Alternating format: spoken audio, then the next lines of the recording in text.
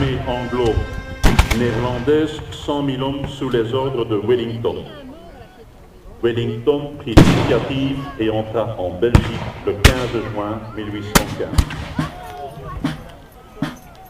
Donc l'armée française entra en Belgique par Beaumont et par une météo, comme on dit aujourd'hui, exécrable, alors qu'à Bruxelles, la duchesse de Richmond, qui était à ce bal, perdirent la vie le lendemain à la bataille des Quatre Bras, ou deux jours plus tard dans les plaines de Mont-Saint-Jean, ou mieux connu sous le nom de Waterloo.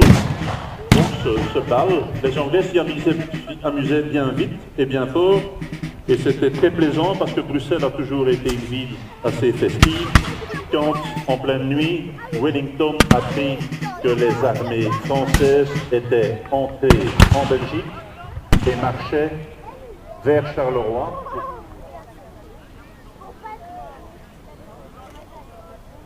Vous pouvez voir maintenant ici sur le champ de bataille que les soldats se sont formés en carré. Pourquoi? Parce qu'il y a simplement la cavalerie qui va les attaquer et la seule défense qu'a le fantassin, c'est de se former en carré pour pouvoir se protéger sur ces quatre points. La cavalerie est très difficile de pouvoir rentrer. Vous voyez bien qu'ils ne parviennent pas à rentrer. La seule possibilité à l'époque de pouvoir rentrer était de lancer les chevaux au plus grand galop. Et bien sûr, les soldats qui étaient dans les carreaux. Les armées françaises, c'est bien sûr la Révolution française de 89, la France a été menacée et donc la nouvelle et jeune République a dû se défendre et a crié bien sûr et a appelé tous ces soldats de la splendeur de la gendarmerie en Belgique, qui est maintenant la police locale et fédérale. Ils avaient exactement les mêmes missions. Le coût de la vie en 1815, le prix du pain à Bruxelles était de 42 centimes.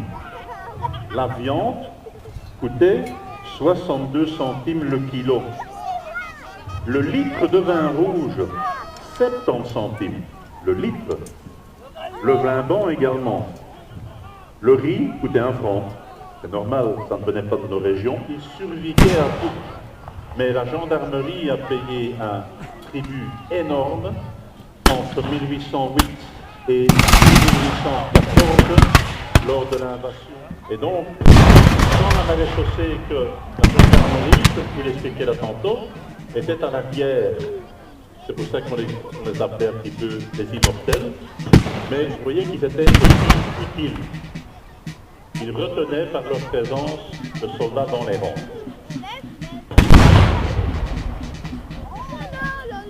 Vous pouvez voir 50 canons de chaque côté. Vous pouvez voir à ce moment-là que le soldat de l'époque ne voyait plus grand-chose, comme vous maintenant à certains moments.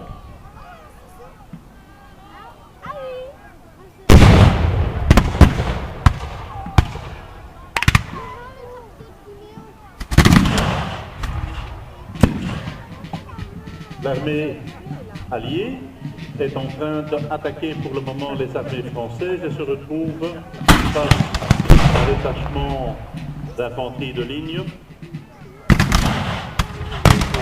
Il faut éviter d'éventuellement blesser le reconstitueur qui est en face de lui.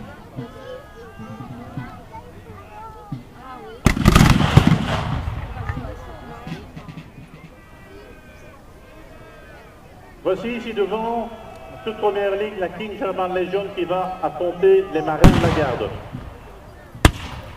Vous pouvez voir également que c'est assez amical, même si on ne parle pas toujours la même langue. On se retrouve de bivouac en bivouac et on passe parfois de très longues soirées ensemble. Et je peux vous assurer que les soirées de bivouac, si vous les avez jamais vécues, entre nous, elles sont superbes. Oui, madame. Un petit truc, juste pour le canon. Si le canon est à votre droite, vous mettez un doigt sur l'oreille, comme ça. Il a été licencié et rentré chez lui en Belgique. Et une fois de signer dans la paix hollandaise, sans savoir que le 15 juin, de 4 bras, il avait se retrouvé en face de ses anciens pères d'âme du même régiment, dont certains ont reconnu et l'ont entré par son prénom, Charles, qui s'est retourné et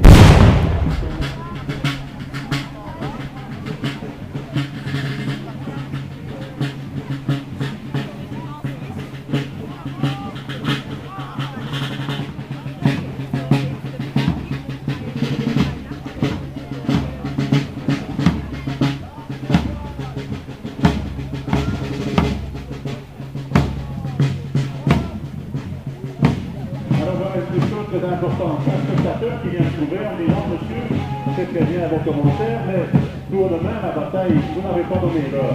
La bataille sera demain à 11h, donc c'est-à-dire 1 heure avant midi. Merci monsieur, je vous souhaite une excellente soirée et j'espère vous voir demain, camarade. Vous viendrez? Voilà, faites comme lui, venez tous demain.